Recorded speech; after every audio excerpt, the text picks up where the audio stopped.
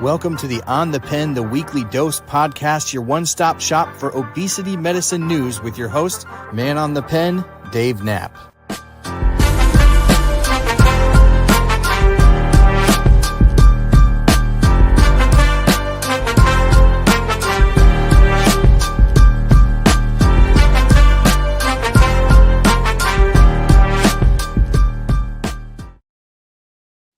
Thank you for joining this week's podcast for this Tuesday, March 4th, 2025. I'm your host, Dave Knapp, man on the Manjaro. That's why I'm here. You, my friends, are on the pen.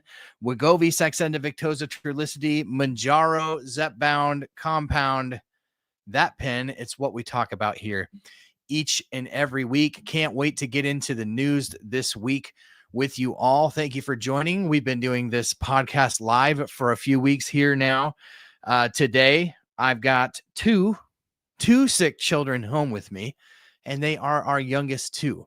So if we get interrupted, do not be surprised. We may be in for some fun today with the two littles at home. So hope they get feeling better, obviously. And we're just gonna plow through it today. So I hope you're all doing well. We've got everything set up and ready to go here for you today, and we're ready to run through the news.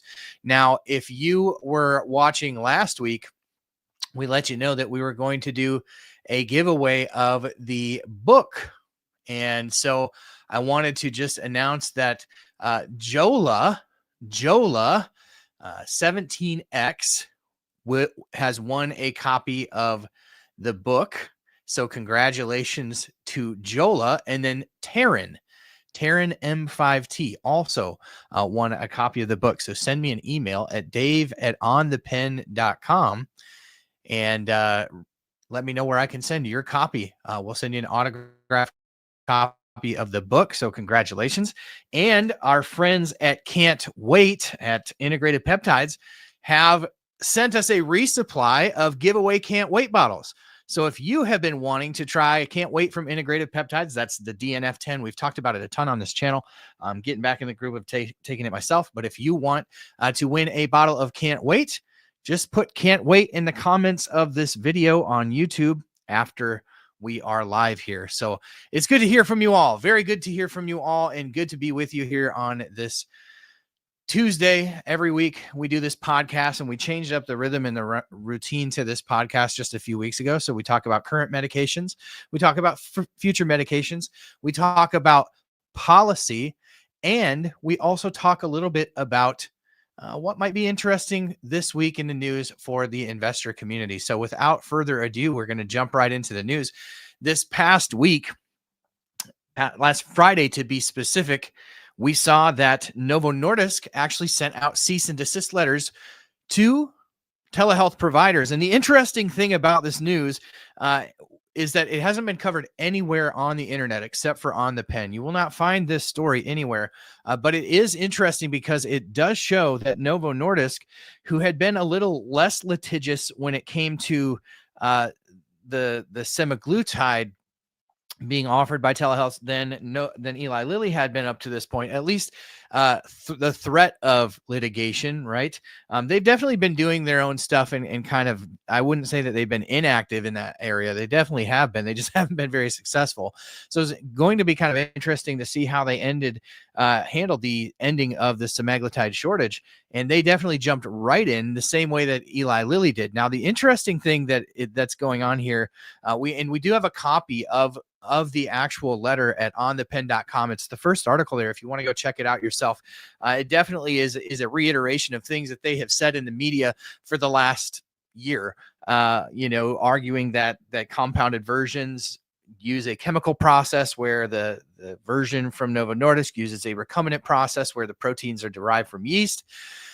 And so they're saying that it's not an exact copy and it's not safe, but then in the same breath, they're sort of saying you're making copies of our drug and you need to stop. So it's kind of funny how they're speaking out of both sides of their mouth. It's very interesting. It's also very interesting to consider that this whole process of making a peptide through a chemical process, Novo Nordisk says, well, that's a dangerous way to make peptides. Well, that's actually how Tirzepatide is made, through a chemical process and not a recombinant yeast process. So it's very interesting just to see how this goes. But it's definitely worth taking a look at over at onthepen.com if you haven't seen it.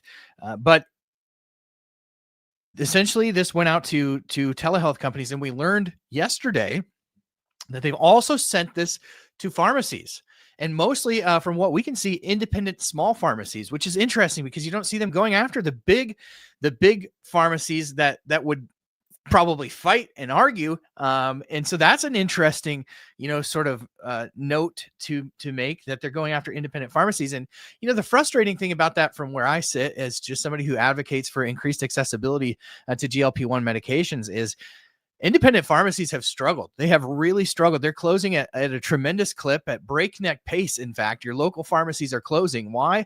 Well, it all has to do with PBMs and the fact that they don't get reimbursed properly for the medications that they fill. In fact, if you've ever gone to fill a GLP-1 prescription like Mounjaro at your local pharmacy, it's highly likely that they're losing $25 to $50 every time somebody fills that medication. So they're truly offering it out of the kindness of their heart to patients to keep them on their medication. But it all deals with the reimbursement rates of PBMs and in the contracts, the binding contracts that these independent pharmacies have to sign in order to take the insurance from the patients that fill their scripts there. They oftentimes handcuff them in how much they can get reimbursed for medication, also handcuffs them in things that they are allowed to say and not allowed to say to patients who come fill their prescriptions there. And that's why one of the things we always encourage people to do is ask for the price of your medication before it gets run through insurance. Ask for the price without insurance. Oftentimes it's cheaper than running it through the PBM. Go figure. And they don't want you to know that. So they basically bind these independent pharmacies with contracts that say you can't tell a patient that you can't lead with that. Like, hey, don't run this through insurance. You're going to save you money. That's baked into the contracts from the PBMs. It's such a corrupt and broken system. But this whole system has really pushed independent pharmacies in this country to the brink. And so it's interesting to see Big Pharma choose them to go after, right? Because many of these are just small independent compound pharmacies that are offering compounded semaglutide. So they, I think, are banking on them not wanting any sort of legal battle with Novo Nordisk. And so it's interesting to see how Novo Nordisk has taken that track to actually go after the pharmacies, because I found it interesting with Eli Lilly that they hadn't seemed to go that route at all. So just an interesting thing to note. But if you want to check more out about that, you can jump over to onthepen.com and check out this exclusive story from On the Pen on the cease and desist letters from Novo Nordisk. Now, I know that probably what this topic is going to bring up is the topic of the fact that the OFA actually filed another lawsuit against the FDA over the ending of the shortage of semaglutide. Very similar language to the Tirzepatide trial. So then now there's basically two, I keep saying trial, and all the legal eagles out there come after me. It's not actually a trial, it's a lawsuit, right? So this is the second lawsuit filed by the OFA against the FDA. The first one against Tirzepatide, this one over the issue of semaglutide. Now, that one will progress probably a little bit quicker than we've seen the Tirzepatide trial. The Tirzepatide trial, the FDA kind of came out and they said, give us a little bit of time to go back and really review our decision here. That's likely not going to happen with the semaglutide trial. So you see it progress a little bit quicker, which is ultimately going to lead to questions in the comments of this video. Is where does it sit? Where do we currently sit with the OFA versus the FDA as it relates to compounded Tirzepatide? Well, the quick answer is, we don't know, right? We don't know where the judge is sitting on this. He has basically two options at this point from Lee's reporting. Lee Fitzen has been helping us kind of navigate the legal waters. Both sides have sort of had a chance to file and then respond and file and respond in response to the OFA's motion for preliminary injunction, which sort of hangs in the balance the future of compound Tirzepatide while this court case is hashed out. If the temporary or preliminary injunction is granted in this case, it basically protects compounders from any enforcement against the FDA during the duration of this trial. That's not to say that they won't face cease and desist letters from Eli Lilly, which they have and they are. the important thing, though, is that if the judge grants this, it sort of protects from FDA enforcement. It doesn't seem likely that he will do that based upon everything that we've been covering here, but we're basically waiting on a judgment there. And he could just issue a judgment, or he could actually schedule oral arguments. So the last filing in this court was on the 25th, and that was the OFA's final response to the FDA and Eli Lilly in their response to their motion for preliminary injunction. So we're all caught up. We're just waiting on the judge there. So we've been waiting since the 25th. I would imagine within the next couple of days, we'll hear at least something on this trial. And the big money is on the judge probably ruling on this without the oral arguments, but we'll have to see. And of course, that is just one more reason to follow along here very closely at On the Pen, because we will keep you posted as soon as that information is dropped. So hopefully we kind of covered a lot there, but that's the landscape of what's going on legally when we talk about the compounded versions of these medications, which ultimately brings up the topic, which we've been talking about a little bit this week, of the Oscars and how Eli Lilly dropped their campaign on or I should say their campaign against compounds, their campaign called Be a Healthy Skeptic. It was very interesting. Did you all see the commercial? Did you see the Oscars commercial? It's available at the Lilly website. They're putting it up there, but definitely coming after content creators who talk about compounds, definitely saying, podcasts that just say, just trust me, bro, they're safe. And the whole sort of underpinning of this campaign is to just question what you're putting in your body when it comes to non-branded versions of Tirzepatide. Of course, you see the same thing in a campaign that has been going on now for a few weeks from Novo Nordisk. Their own version of this campaign is basically says, know your compounds. Do you really know what you're injecting into your body? So both big pharmaceutical companies that have a major interest in protecting their patents are coming out strong against compounds. And I put a video out, a short video, but I'm not even sure we put it up here on YouTube. But just to kind of give you a recap of what my thoughts are here with this, is that it's just very tone deaf. I think it's very tone deaf. And you see what we predicted 2 years ago. I was just looking back at a video from a couple years ago when we were talking about shortages way back then. And I said, I don't think compounds are going away anytime soon. Of course, this was 2 years ago. We've learned a lot in 2 years. But one of the things I said is eventually I think what you're going to see is a media campaign from these big pharmaceutical companies to conflate all non-branded versions as equally unsafe, which just is not the case. You have research grade way over. So think of it like a spectrum. You have 503B compound pharmacies, which are subject to the current goods and manufacturing process, have to source their API from FDA approved sources over here. And then way over here on the far reaches of the internet, you have research grade peptides that are coming over in 50-gallon drums on a cargo freight container from China, probably baking in the hot, steamy environment of a cargo ship container. And people are buying these off of, shady websites with no prescription, and they're reconstituting them in their home. These two things are not created equal, but yet in these campaigns, it's designed to make you sort of feel uneasy that they are. And I think that's both. It's two things. It's disingenuous and it's tone deaf, because really, if compounds go away, you lose that 503, that one on the safer end of the spectrum, right? You lose that option. Where's it going to push people? Well, for people who can't afford the branded options, can't find the branded options, don't have coverage for the branded options, they're going to go elsewhere because they're desperate. And so I think the tone deaf nature just underestimates what lengths sick people are willing to go to and what risks sick people are willing to take to make sure that they get treatment for their chronic disease. And I think you're going to see more, and we already see more and more people move towards this research grade gray market for peptides, because what other choice have they been given, right? So I think that is unfortunately sort of the tone deaf. I think it's a really great thing to be aware and to encourage people to be aware of what they're putting in their body, and to encourage people to be educated. Don't just go slamming, injecting stuff into your body that you don't know where it came from. Do your research, be informed. All those things are really good reminders for people. However, the campaign is tone deaf if they don't think people are going to go out and take risk regardless of the source. They're going to do what they can to find the medication that they need. And so it's a bit frustrating, but all of this could be resolved by just releasing all the vials. And Novo Nordisk, for crying out loud, why do we not see the releasing of single dose vials from Novo Nordisk. They have the same ability as Eli Lilly to just mass produce compounded semaglutide and bring it to market cheap, bring it to market cheaper, right? And so we call on Novo Nordisk to release the vials. We call on Eli Lilly to release all their doses of the vials. And for crying out loud, just you can do it. The amount of capacity alone that Novo Nordisk acquired with the purchase of Catalent, it's just unfathomable at this point that they haven't just released vials themselves. And so obviously accessibility continues to be a huge topic of conversation at On the Pen. Make sure you follow along. We'll keep you posted on everything as it evolves there. Now, in the world of policy, today is World Obesity Day. So it's World Obesity Day on March 4th. Now, this used to be celebrated in October, but they moved it to March 4th a few years ago.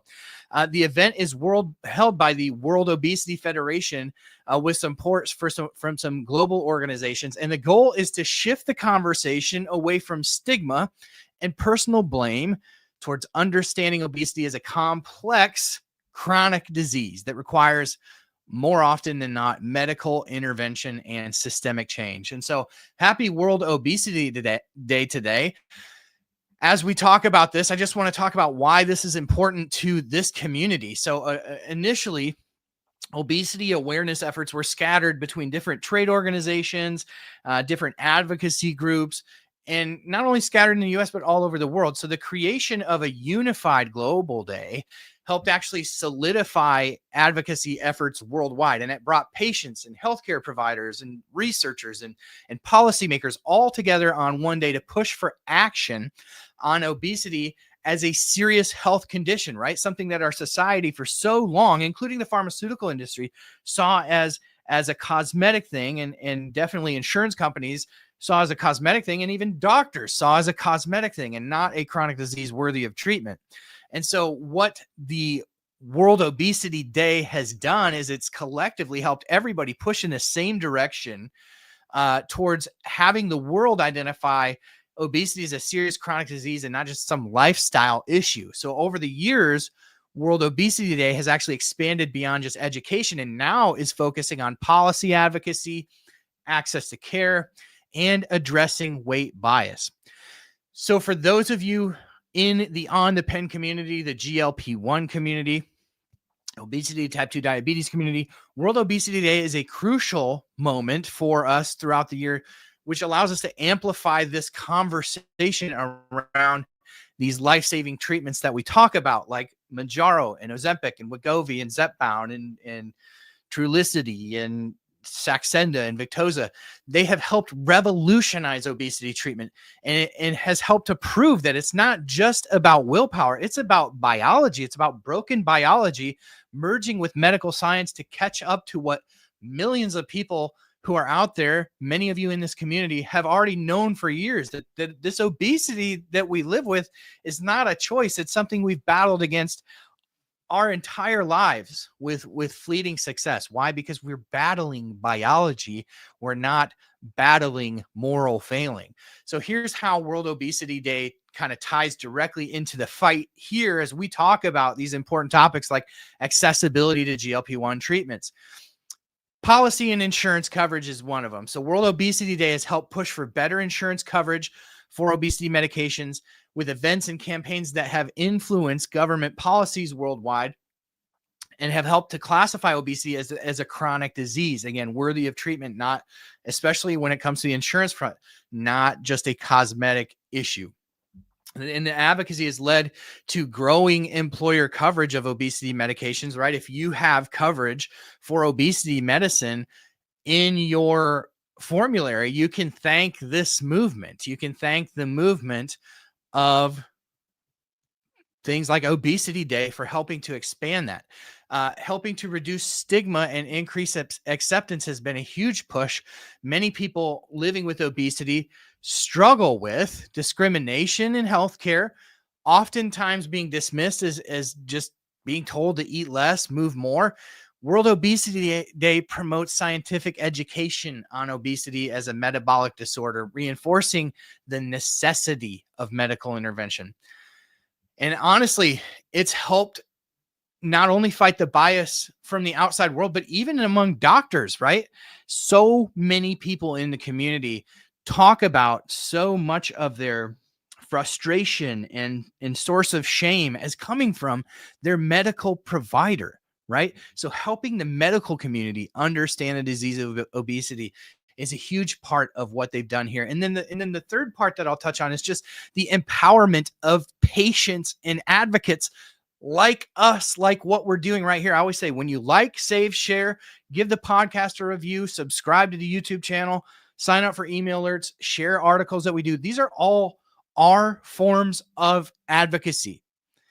I may be creating on the pen, writing the articles, doing the videos. I may be doing all that, but I'm not doing it without your work, sharing, liking, saving, sending this out, getting it outside of the bubble of the people that live with this disease so that we can make an impact on the outside world and really impact lasting change. So movements like Obesity Day have empowered people like you and like me to do exactly what we're doing here today. And so I just want to say a personal thank you to those who have fought for things like World Obesity Day, to have helped to educate, to advocate, to combat stigma. It is the forerunners who have paved the way for us to do things like exactly what we're doing here. And I just want to say a heartfelt thank you to the doctors, the researchers, the policymakers who have all had a part in advancing the narrative in a positive direction. So thank you so much to them, and happy World Obesity Day to everyone out there listening to the On the Pen podcast today. I also want to take just a moment to thank our sponsor, Ro. Without Ro, this thing does not happen. Ro is the sponsor of our podcast and our weekly show that happens every Thursday night live here on YouTube at 9 p.m. Central. But Ro, I work with because I really trust them. And in a world where advocacy for accessibility is so important, Ro has all the tools and is constantly developing and improving upon their tools to increase accessibility to these branded drugs. So one thing you can check out is their Ro checker tool. You can go to ro.co/OTP checker, ro.co/OTP for on the pen and then the word checker. Literally a website where you can go punch in your insurance card and they're going to come back and tell you what you're covered for. But furthermore, if you go to the Ro Body program, you can go to ro.co/OTP,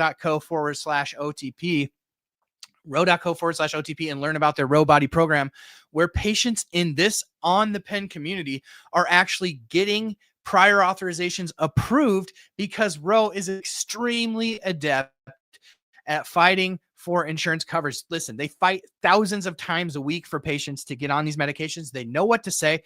They know the process. They know everything that goes into making sure that you can fight and give your best self your best fighting shot to getting a insurance approval. It's never been more important as the access to compounds diminishes, that we get more and more people on the branded stuff. And so they know how to fight that fight. Many people within the community here at On the Pen are finding success. If that's you, put it in the comments.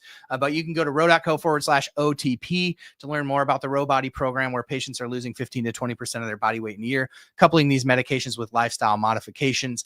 If you're going to start a new medication, make sure you are aware of all the safety information associated with that, potential side effects. It's all available within a couple clicks at ro.co/OTP. So thank you to Ro. I appreciate them, and I appreciate all the tools they provide to help the community be successful.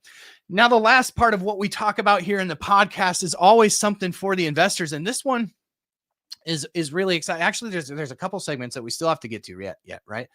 So we talk a little bit for the investors, but let's talk about new medicine for just a minute, because this is something I came across this week, and I have to give a hat tip to Dr. Michael Albert, who is actually highlighting this, because this is a study that came out on GLP-1 last year, towards the end of last year. And so when we talk about future obesity medicine, it's kind of weird to talk about GLP-1 because it's like, isn't that kind of looking in the rearview mirror?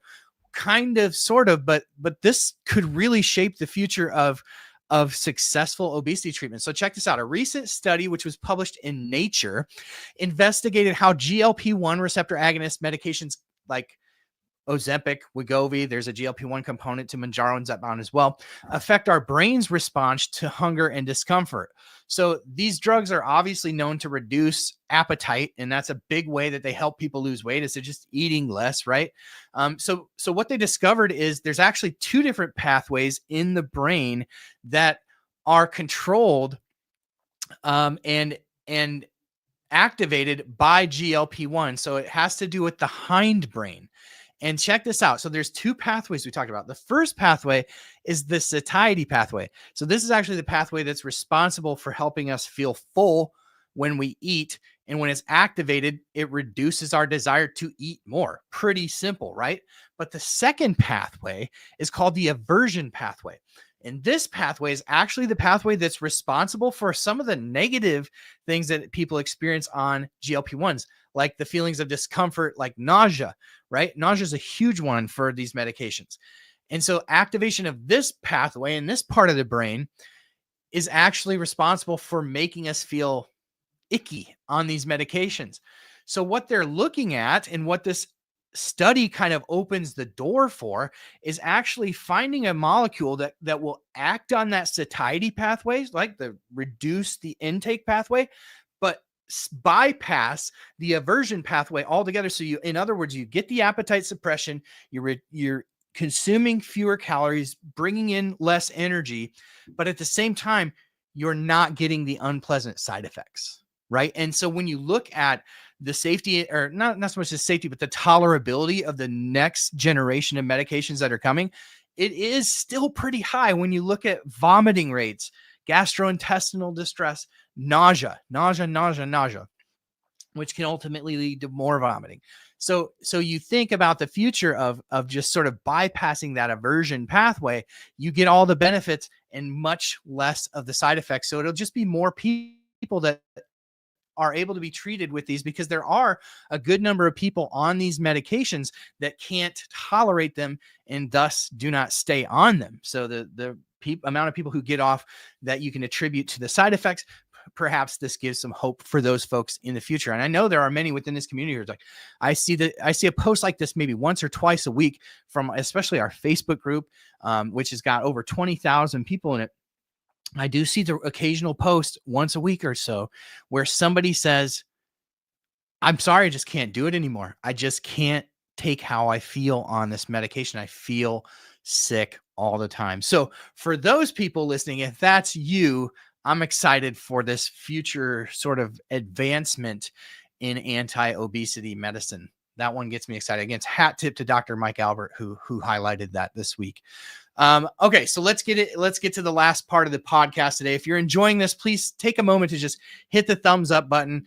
If you're not subscribed to the YouTube channel, we're trying to push to 100,000. That's a big goal, but we can get there. But we can't get there without everybody who listens making sure they go and hit that subscribe button underneath this video on YouTube. Okay, so let's talk about the investor news for this week, because we saw AbbVie. So the company, the pharmaceutical company AbbVie, AbbVie, is jumping in to anti-obesity medicine, and they're doing it by the acquisition of a company called Gubra. So AbbVie announced a licensing agreement with Gubra to help develop a new obesity medication. The deal includes an upfront payment of $350 million to Gubra, which has a potential for additional payments that could total up to $2.23 billion, depending on the drug's development and potential commercial success. So the molecule specifically is called GUB